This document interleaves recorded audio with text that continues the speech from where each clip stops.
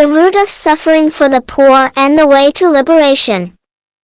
Xiefeng, February 5, 2021.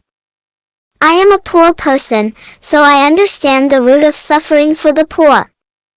Leaving aside internal factors, let's focus on external ones. There are three main external causes of suffering for the poor. First, oppressive governance. Second, natural disasters, including diseases. And third, the mutual torment among poor people.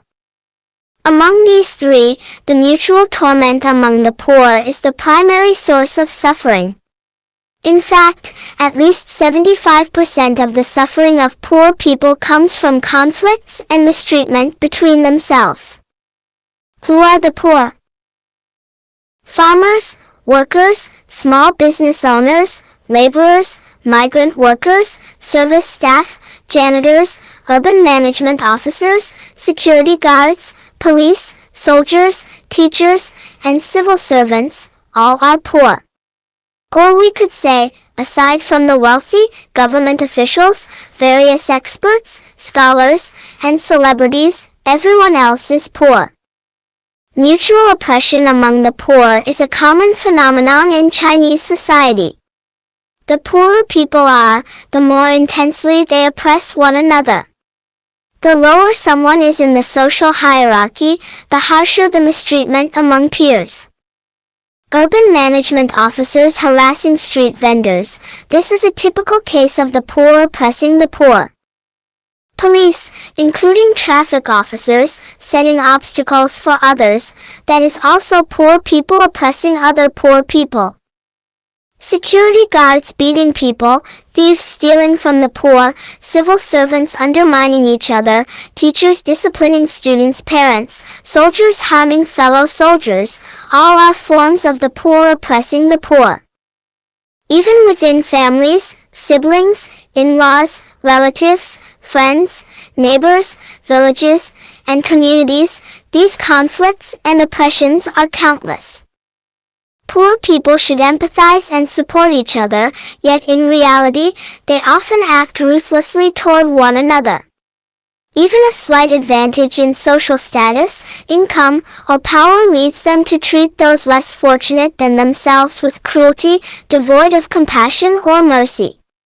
For example, urban management officers, who are themselves poor, can harshly punish street vendors, even elderly grandparents, simply because they hold a bit of power. Why does this happen? If the poor did not oppress each other, even the harshest natural disasters or oppressive policies could not cause such overwhelming suffering. If the poor stopped tormenting each other, the human world would become a paradise. How can the poor stop oppressing one another?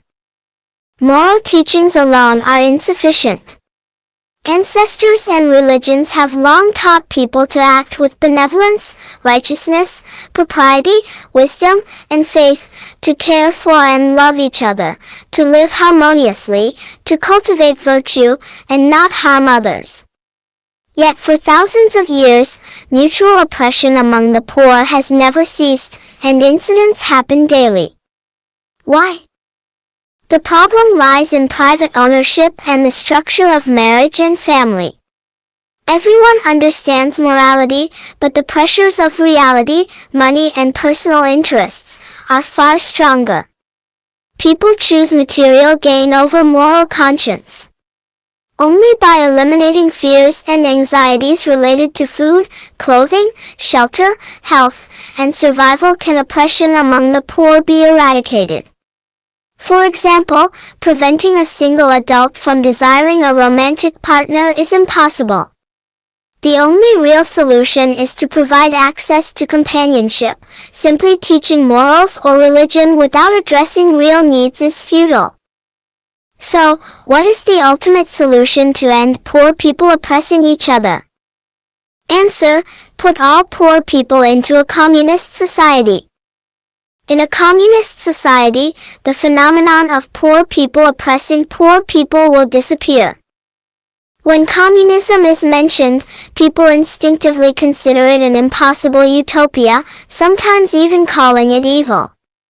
Today, very few people worldwide truly believe in communism, and even those who pledge loyalty rarely act to realize it. In China, the suppression of the Life Oasis community, created by Lifechanyuan as a communist model, is a glaring example, highlighting the irony. Communism is not an unattainable ideal. True communism has already been realized in China and has been operating for 11 years. This is the Life Oasis. In the Life Oasis, all are poor people. Mutual oppression is almost non-existent. The more honest, diligent, and kind someone is, the more they are respected and cared for. With basic needs for survival, health, and safety met, there is no reason to harm one another. In the Life Oasis, men become responsible, virtuous gentlemen, women become gentle and loving, elders enjoy peaceful retirement, and children grow up happily. It is profoundly beautiful. In conclusion, for poor people to escape suffering and end the tragedy of mutual oppression, there is only one path: entering a communist society.